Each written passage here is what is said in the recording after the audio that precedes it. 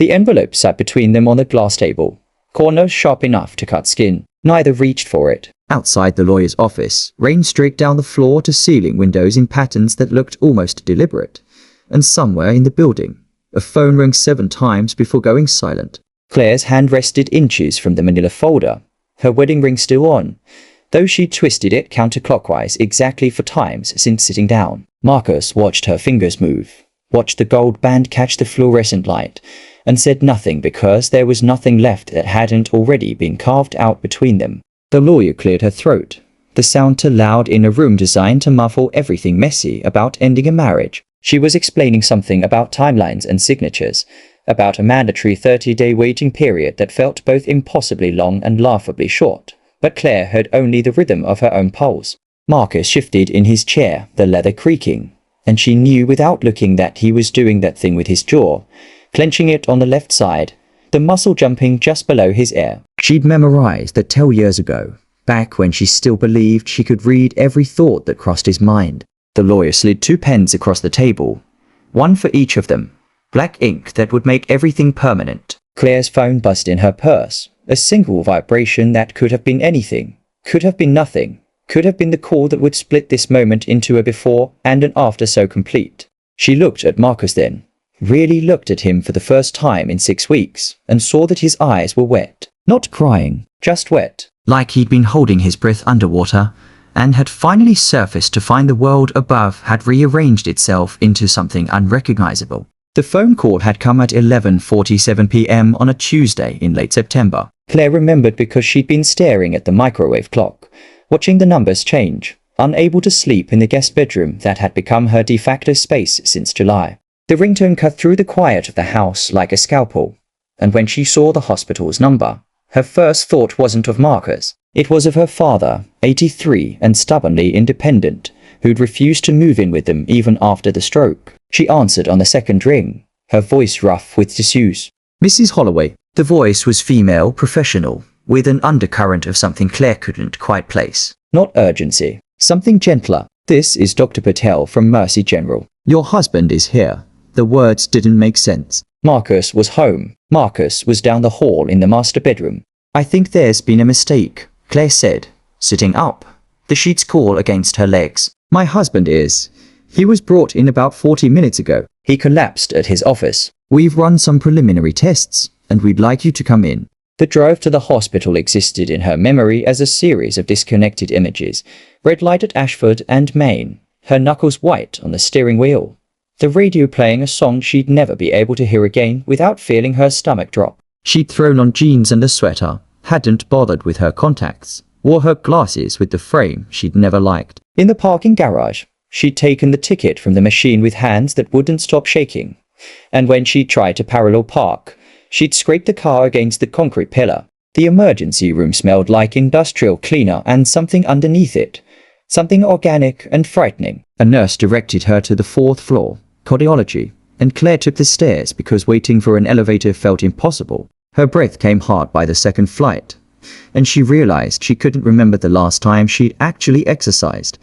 The last time she'd done anything that required her body to work harder than the minimum effort needed to get through a day. Dr. Patel met her outside a room with drawn curtains. She was younger than Claire expected, maybe 40, with kind eyes and exhausted posture. Your husband experienced what we call a ventricular arrhythmia. His heart rhythm became irregular, dangerously so.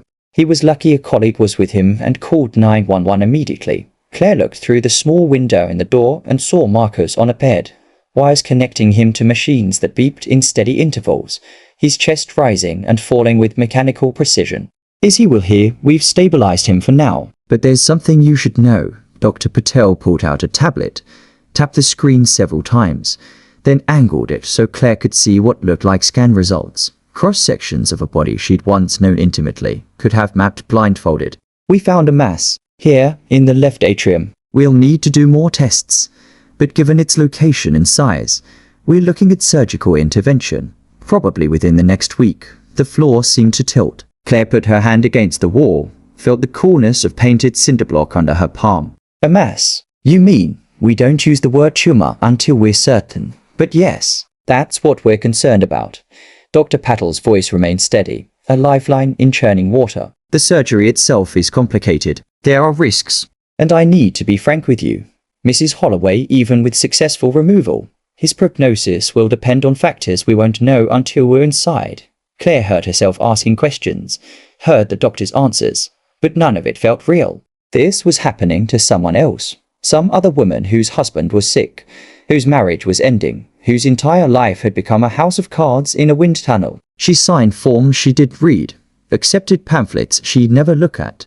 And when Dr. Patel finally said she could go in, Claire stood frozen outside the door for what might have been seconds or hours. Marcus was awake. Of course he was. He'd always been a terrible sleeper, even before everything fell apart. His eyes found hers, and something crossed his face.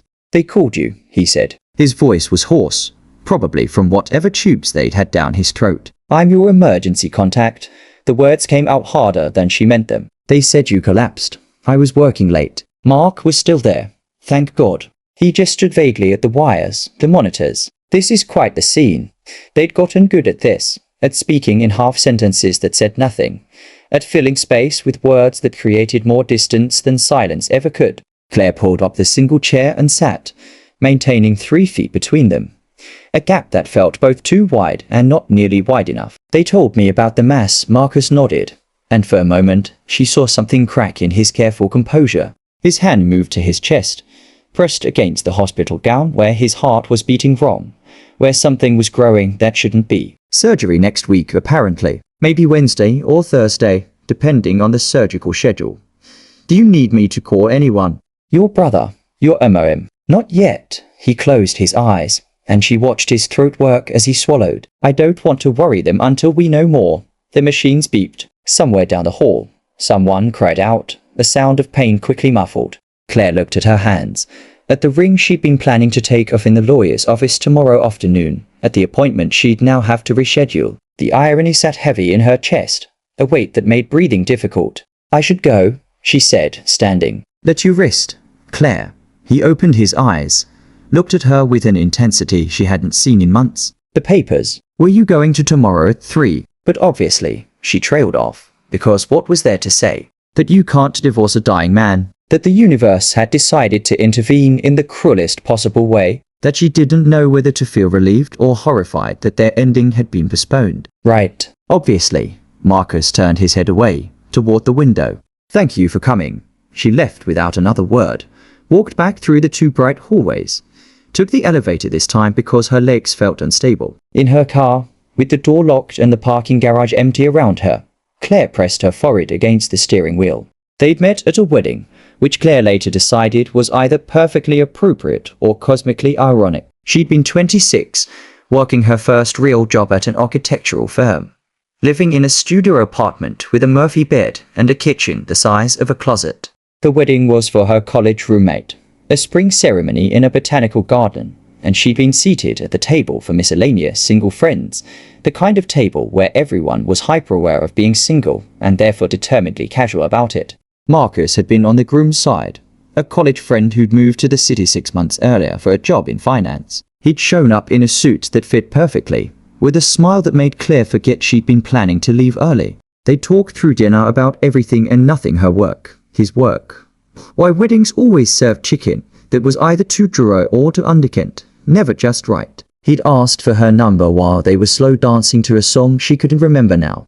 Their first date had been a disaster. He'd planned a picnic in Central Park, but it rained, one of those sudden summer storms that turned the sky black in minutes. They'd ended up in a diner on Amsterdam, clothes soaked, laughing at the absurdity of it all. He'd ordered fries and she'd gotten a grilled cheese, and they'd talked for 3 hours while their clothes dried and the rain hammered against the windows. When he'd kissed her goodnight, gentle and tentative and perfect, she'd known with absolute certainty that she'd marry this man someday. The proposal came 2 years later, on a Tuesday evening in October. No dramatic gestures, no public displays, just the 2 of them in their apartment. They'd moved in together after 8 months, and Marcus getting down on one knee while she was washing dishes.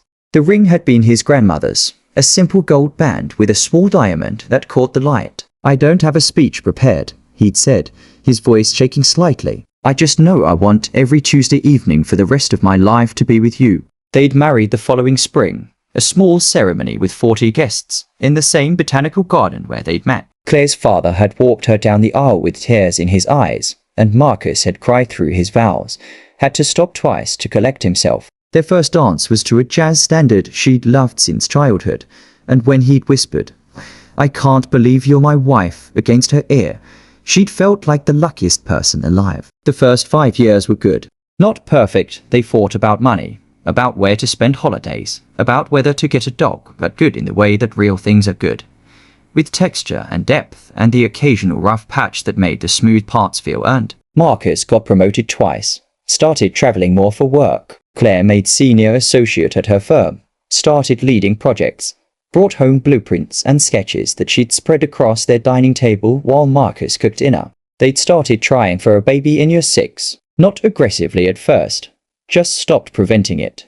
Let nature take whatever course it would. After a year of nothing, they'd gotten more serious. Ovulation kits and fertility apps and timed intercourse that started to feel more clinical. Claire's doctor ran tests, found nothing wrong. Marcus got tested too, came back fine. Sometimes it just takes time, the doctor said, and they'd nodded and tried to believe her. Year 7, Claire got pregnant. She'd taken the test alone in their bathroom on a Sunday morning, watched the second line appear with hands that wouldn't stay steady. She'd run to the bedroom where Marcus was still asleep, shaken him awake, held the stick out like evidence of a miracle. He'd pulled her onto the bed, held her so tight she could barely breathe, and they'd stayed there for an hour, just holding each other and imagining a future that finally felt within reach. She'd lost the baby at 11 weeks. A missed miscarriage, they called it. Her body had held onto the pregnancy even after the heart stopped, had fooled her into thinking everything was fine. The D&C was quick, efficient, handled by a doctor she'd never met before, and would never see again. Marcus had held her hand through it, driven her home. They'd tried again, and again. 2 more miscarriages over the next 18 months. Each one a little piece of them scraped away and discarded. The doctors ran more tests, found some issues. Nothing catastrophic. Nothing that meant they couldn't ever have a child. Claire started seeing a therapist. Marcus threw himself into work. The distance between them grew in increments so small they didn't notice until it was already a canyon. The IVF conversation happened on a Tuesday. They were in their kitchen, making dinner together like they used to.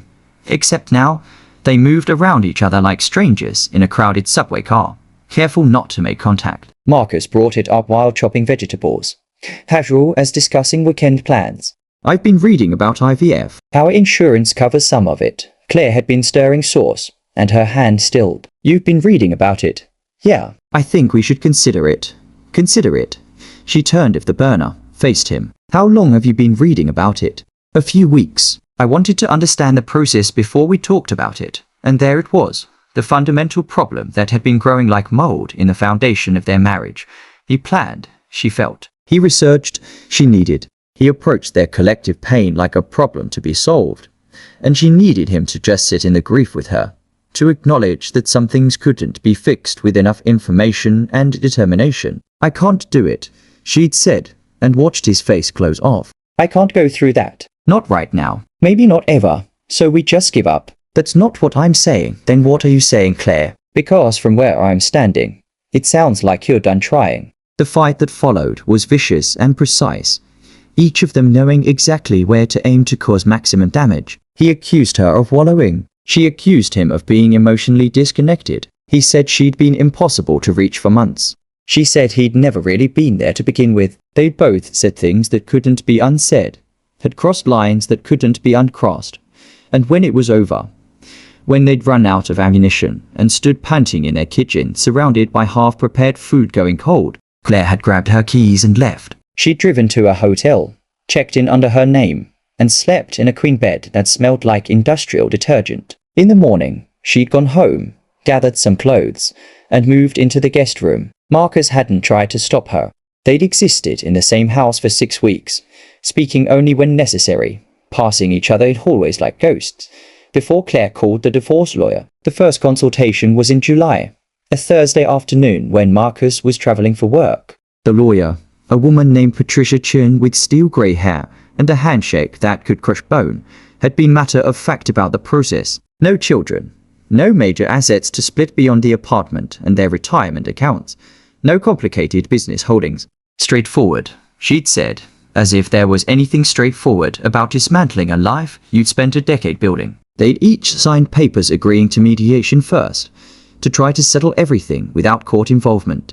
The mediator was a grandfatherly type named Robert, who spoke in soft tones and kept a box of tissues on his desk. They'd met 3 times over the summer, dividing their possessions with a politeness that felt obscene.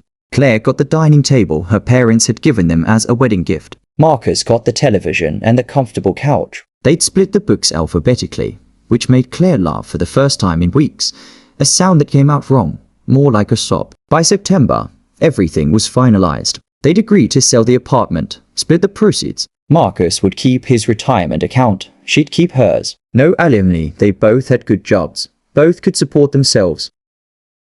In that private meeting, Dr. Patel had been blunt in a way Claire appreciated. The survival rate for this type of surgery is good, around 85%. But that remaining 15% is real. And even if the surgery goes perfectly, there's a chance the tumor is malignant. We won't know until pathology comes back. What do I tell him? Claire asked. They were in a small consultation room, just the 2 of them and a box of tissues Claire hadn't touched. About the risks, tell him the truth. He's a grown man facing major surgery. He deserves to know what he's up against. Dr. Patel leaned forward, her expression gentle. Can I ask you something personal? You came in as his wife, his emergency contact. But I can't help noticing you don't wear your ring anymore. And there's a tension between you two that feels complicated. Claire looked at her hands, at the bare finger that still showed a faint indentation from years of wearing gold. We were supposed to finalize our divorce the day after he collapsed. We've been separated since July. I see. Dr. Patel was quiet for a moment. Does he have anyone else? Someone who could be with him through this? His mother and brother will come for the surgery. But day to day. No, we don't have kids. Most of our friends were couple friends. And when we split, she shrugged. You know how it goes. What are you going to do? It was the question Claire had been asking herself for 6 days straight. The question that kept her up at night in the guest room. I don't know. What kind of person divorces someone who might be dying? The kind who was already leaving before they got sick, Dr. Patel said quietly. Illness doesn't erase everything that came before. It doesn't heal wounds that were already there. But it didn't erase them either. And that was the problem. Claire went home that night and found Marcus in the living room, reading medical journals on his laptop, trying to understand what was going to happen to him. She sat down on the opposite end of the couch, maintaining their careful distance. I talked to Dr. Patel today, she said. I know. She told me she wanted to brief you separately. He closed the laptop, looked at her. What did she say? That the surgery is risky. That even if everything goes well, we won't know if it's cancer until they test the tissue. Claire forced herself to maintain eye contact. That you need someone to help you through recovery. It could take months. My MOM offered to stay for a few weeks. Your MOM is 71 and has arthritis in both knees. She can barely climb the stairs to our apartment. Our apartment, Marcus repeated, and there was something bitter in his voice. Is it still our apartment? Or is it the apartment we're selling, so we can split the proceeds and move on with our separate lives? The words hung between them, sharp and true. Claire felt her chest tighten, felt the familiar urge to flee, to end the conversation before it could cut any deeper. But she was tired of running, tired of the careful choreography they'd been performing for months. I don't know what it is anymore. I don't know what we are. We're people who were married, who maybe still are, technically, since we never signed the papers. He scrubbed his hands over his face, and she saw how exhausted he looked, how scared. I didn't want this to be the thing that brought you back. I didn't want you to stay because you felt obligated. Is that what you think this is? Obligation, isn't it? He stood up, started pacing.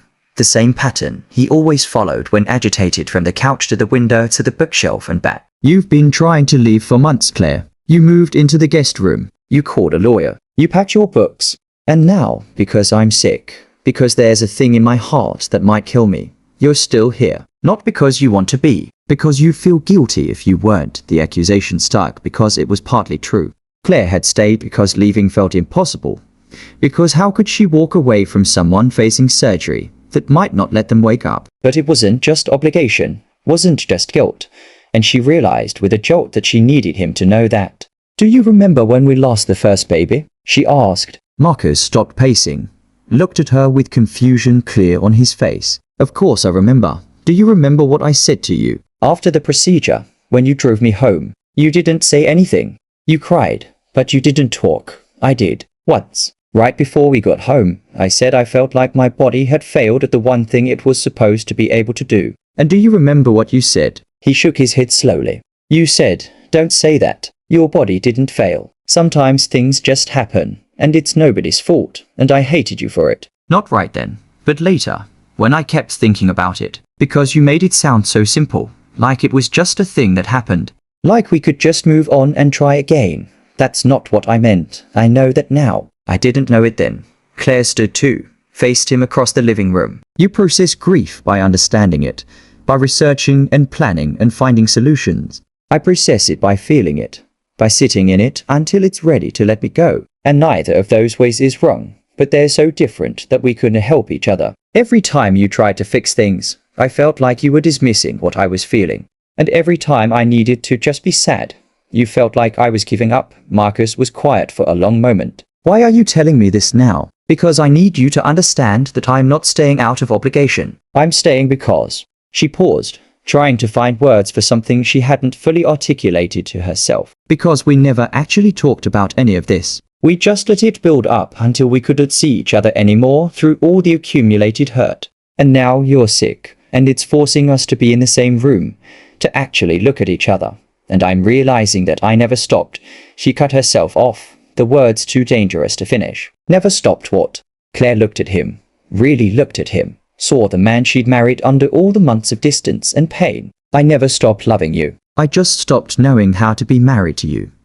The silence that followed was different from all the silences that had come before. Not empty, not hostile, just heavy with things that had needed saying for so long that speaking them felt like lancing a wound. Marcus crossed the room slowly, stopped a few feet away from her. I was going to tell you something. The day I collapsed.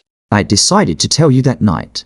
But I guess my heart had other plans. Tell me what? I went to therapy. Started going in August, right after you moved into the guest room. I didn't tell you because I figured you'd see it as another thing I was trying to fix.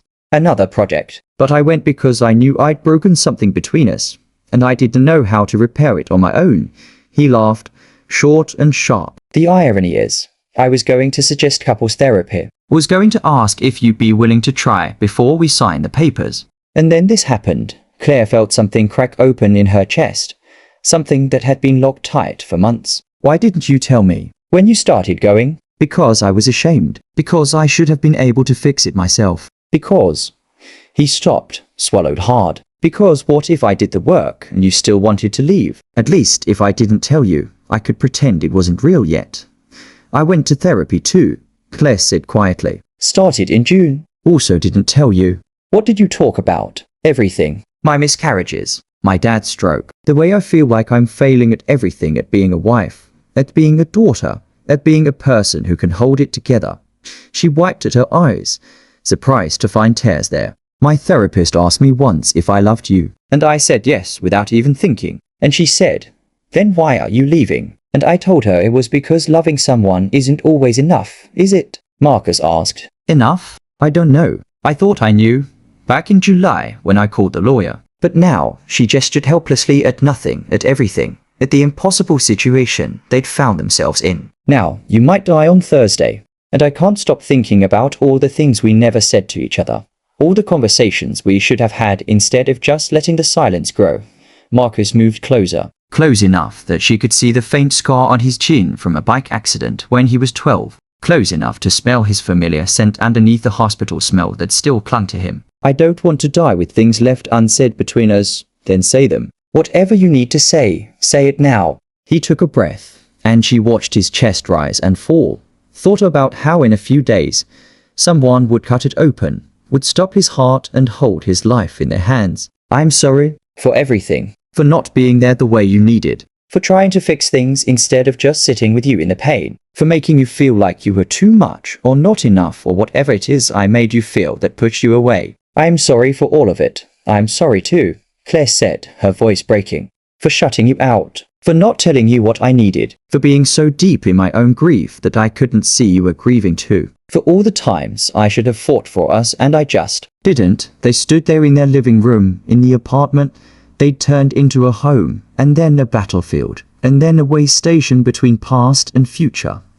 And Claire thought about all the paths that had led them to this moment. Every choice, every word spoken and unspoken, every turn they'd taken toward or away from each other. And she realized that despite everything, despite all the pain and distance and accumulated hurt, there was still something between them that hadn't died. It was bruised and battered and barely breathing, but it was there. "I don't know what happens after Thursday," Marcus said. "I don't know if I'm going to be okay. I know. And I don't know what happens with us. If there even isn't us anymore. I don't know either. But I'm glad you're here. Whatever the reason, whatever this is or isn't, I'm glad I don't have to do this alone." Claire reached out, took his hand for the first time in months. His fingers were cold, and she squeezed them gently, felt him squeeze back. "You're not alone. Whatever else is true, you're not alone." Surgery day arrived with the kind of crystalline clarity that felt almost offensive. Bright autumn sun, temperature in the low 60s, leaves turning gold and red in the trees visible from the hospital parking lot. Differ Claire had spent the night before in the guest room, had lain awake listening to Marcus move around the master bedroom, knowing he was probably awake too, probably terrified, probably wishing they were in the same bed instead of on opposite sides of a wall. LT text. They'd arrived at the hospital at 5:30 am, both silent in the car, Marcus's overnight bag in the backseat next to the living room they'd spent an agonizing 2 hours filling out the week before. Claire had held his hand in the elevator, felt his palm sweating against hers, felt her own heart racing in a rhythm that seemed to echo the arrhythmia that had started all of this. Peri-op was a choreographed dance of nurses and residents, questions asked and answered. Marcus changed into a hospital gown that left his legs bare and vulnerable. And Claire sat in the corner trying not to think about the fact that this might be the last time she saw him conscious. His mother and brother arrived at 6:15, both red-eyed and trying to smile, and the tiny prep room felt suddenly crowded with fear and love and all the complicated things that exist between family members who've hurt each other and forgiven each other and hurt each other again. Dr. Patel came by at 6:45, explained the procedure one more time, answered questions with a patience that Claire found both reassuring and terrifying. Yes, they'd have to stop his heart. Yes, there was risk of stroke, infection, bleeding. Yes, he'd be in the ICU afterward, possibly for several days. Yes, they'd call as soon as they knew anything. At 7 o'clock, they took him. Claire walked alongside the gurney as far as she was allowed, which turned out to be to a set of double-doors marked authorized personnel only. Marcus looked up at her from the gurney, his eyes bright with fear and something else. Something that looked like regret. "Claire," he said, his voice rough. "I'm here. I'll be here when you wake up. If I don't, you will. But if I don't, I need you to know." "Marcus," she leaned down, pressed her forehead against his. The gesture as intimate as anything they'd shared in months. "Tell me when you wake up. Save it for when you wake up."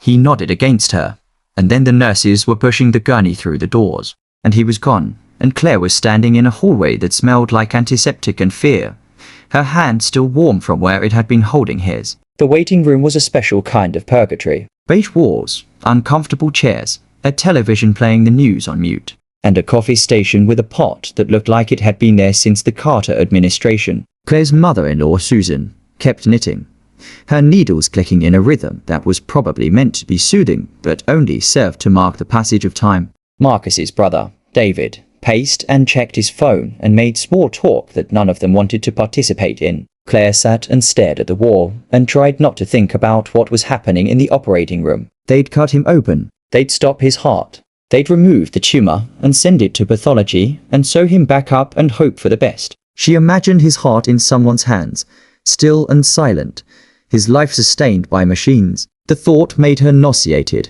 At 9:30, Susan asked if Claire wanted anything from the cafeteria. She shook her head, couldn't imagine eating, could barely remember the last time food had seemed remotely appealing. David left to make some work calls, and for a few minutes, it was just Claire and Susan alone. "He loves you very much," Susan said quietly, her knitting needles never stopping. "He always has." Claire looked at her, at this woman who'd welcomed her into the family without reservation, who'd thrown them an engagement party and cried at their wedding, and brought over so much food after each miscarriage that Claire's freezer couldn't hold it all. "I know. Do you love him?" The question should have been easy. Once upon a time, it would have been. Yes, but I don't know if that's enough. It really is, on its own. Love is the foundation, but you have to build the house on top of it. And sometimes the house falls down, and you have to decide whether to rebuild or walk away. Susan finally looked up from her knitting, met Claire's eyes. There's no wrong answer. Whatever you decide, it's the right choice for you. What if I decide wrong? What if I stay and we just end up back where we were? Or I leave and regret it for the rest of my life? Then you live with it. That's what we ought to make choices with the information we have and live with the consequences. Susan's needles paused. Can I tell you something? About Marcus when he was young? Claire nodded. When he was 8, his father left. Just walked out one day and never came back. And Marcus decided, the way children do, that it was because he wasn't good enough, wasn't smart enough, wasn't whatever enough to make his father stay. So he spent the rest of his childhood trying to be perfect. Perfect grades, perfect behavior, perfect son. He thought if he could just be good enough, his father might come back. Susan, I'm sorry. I didn't know. He doesn't talk about it. Hasn't. Not in years. But I think about it sometimes, about how that little boy grew into a man who still thinks love is something you have to earn by being perfect. Who thinks if he just tries hard enough, solves enough problems, does enough, he'll finally be worthy. Susan started knitting again. I'm not making excuses for him. I know he hurt you. I know this separation didn't happen in a vacuum. But I wanted you to understand why he struggles to just be with difficult emotions. He thinks he has to fix them. Claire felt something shift in her understanding, like a kaleidoscope turning to reveal a new pattern. All those months of Marcus trying to solve their grief, to research and plan and find the next step, it wasn't dismissal of her pain. It was the only way he knew to show love, the only language he'd learned as a child trying to earn a father's return. Before she could respond, Dr. Patel appeared in the doorway, still in her surgical scrubs, mask pulled down around her neck. Claire stood so fast she knocked over the chair, her heart in her throat. The surgery went well, Dr. Patel said, and Claire felt her knees go weak with relief. We were able to remove the entire mass. It was larger than we anticipated, but we got clean margins. He's stable. We're bringing him up to the ICU now. Susan was at Claire's side. Can we see him? Not yet. He'll be unconscious for several more hours while we wean him of the anesthesia and make sure everything is stable. But barring complications, he should make a full recovery from the surgery itself and the tumor. David asked, joining them. We won't know for sure until pathology comes back, which could take a few days. But the preliminary look was encouraging. The tissue didn't have the appearance we typically see with malignancy. Dr. Patel's expression softened. I know it's hard to wait for definitive answers, but right now, everything looks as good as we could hope for. They thanked her. Susan crying openly now. David making phone calls to relatives, and Claire standing very still in the middle of the waiting room, feeling like the floor had become unstable beneath her feet. Marcus was alive. The surgery was successful. The tumor might be benign. All the worst-case scenarios she'd been holding in her mind like stones could finally be released. But with the relief came something else, something harder to name, because Marcus surviving didn't answer any of the questions that had brought them to the edge of divorce. It didn't erase the months of silence and hurt. It didn't rebuild what they'd broken. It just meant they'd have to figure out what came next. And Claire had no idea what that looked like. They let her see him at 4:00 p.m. in an ICU room that beeped and hummed with the sounds of machines keeping him alive. He was pale, with tubes and wires running from every visible part of him, a ventilator breathing for him, his chest rising and falling with mechanical precision. Claire sat in the chair next to the bed and took his hand, careful of the fall, and felt the steady warmth of his skin. You made it, she whispered, even though he couldn't hear her. Just like I said you would. She stayed there for an hour, just watching him breathe, memorizing the familiar shape of his face, the small mole on his left cheekbone, the way his hair fell across his forehead.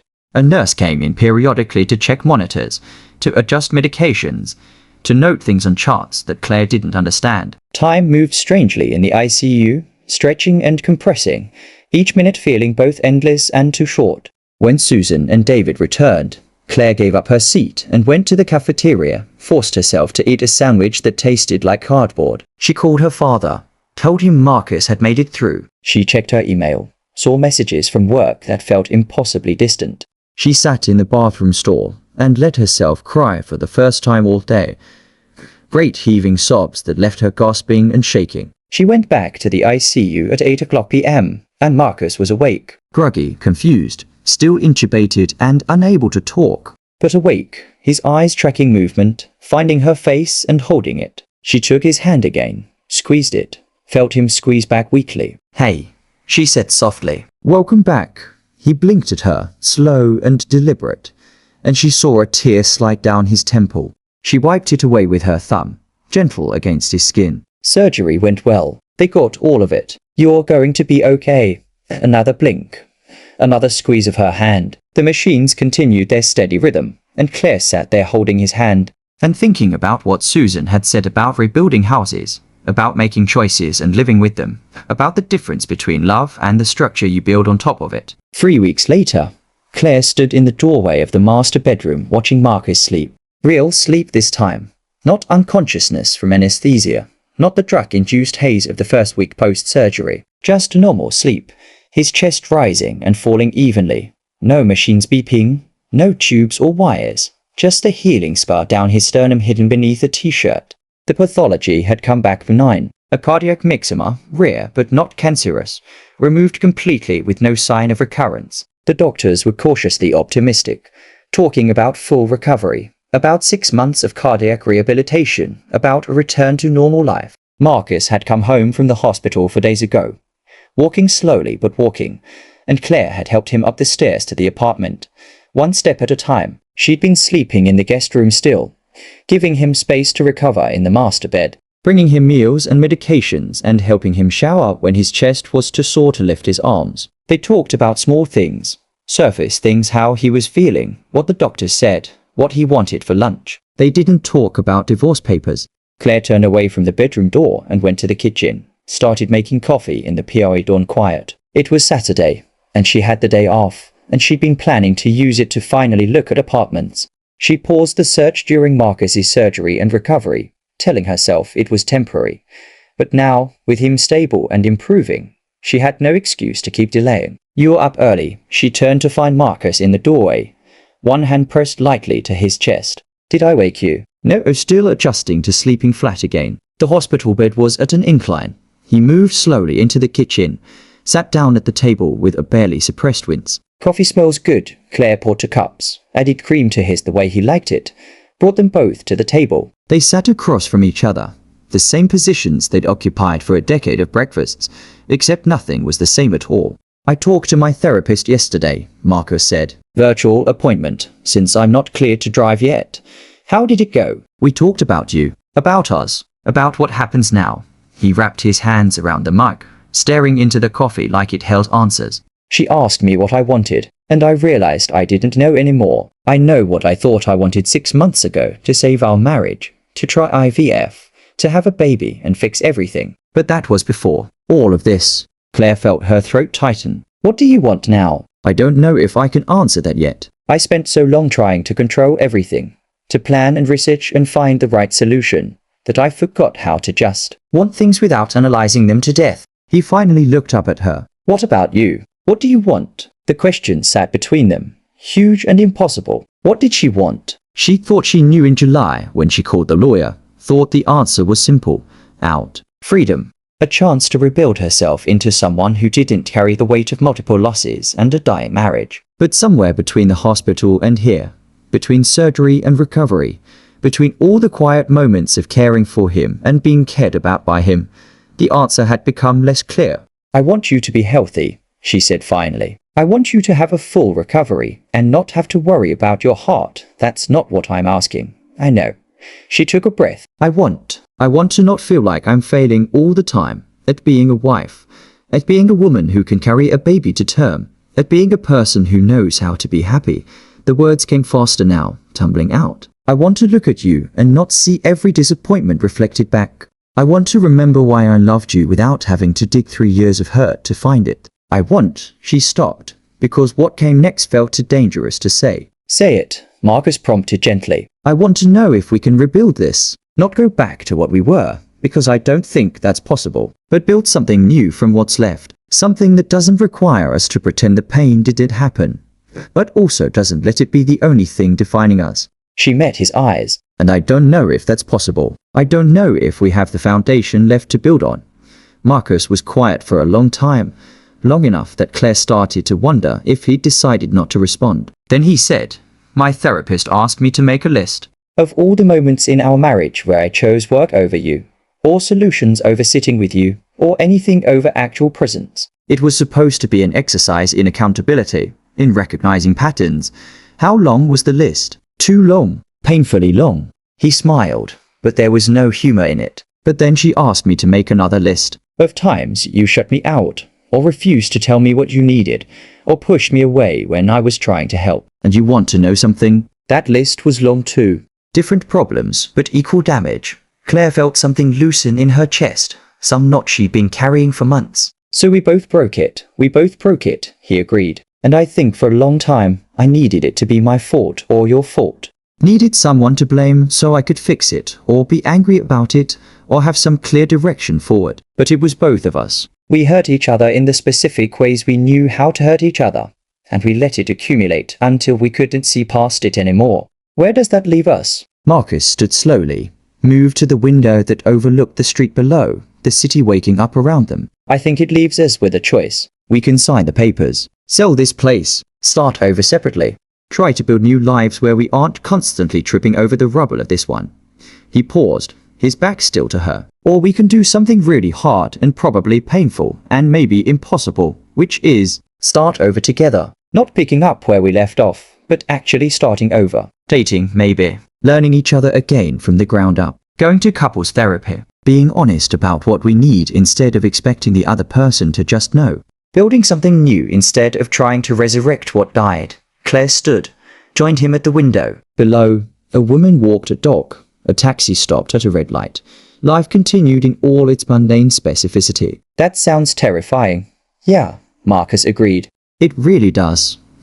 And there's no guarantee it would work. We might do all the work and still end up back here. Or worse, that's true. We might hurt each other again. Probably will. Actually, because that's what people do. Also true. Claire looked at him, at his profile in the early morning light, at the scar she knew was underneath his shirt, at the man she'd loved and lost and might be choosing again. I can't promise I won't shut you out sometimes. I can't promise I'll always know how to ask for what I need. I can't promise I won't try to fix things when you just need me to listen. I can't promise I won't fall back into old patterns when things get hard. He turned to face her. But I can promise I'll try. And I can promise I won't give up without talking about it first. And I can promise that if we do this, I'll show up every day and work at it, even when it's uncomfortable. That's not a very romantic promise.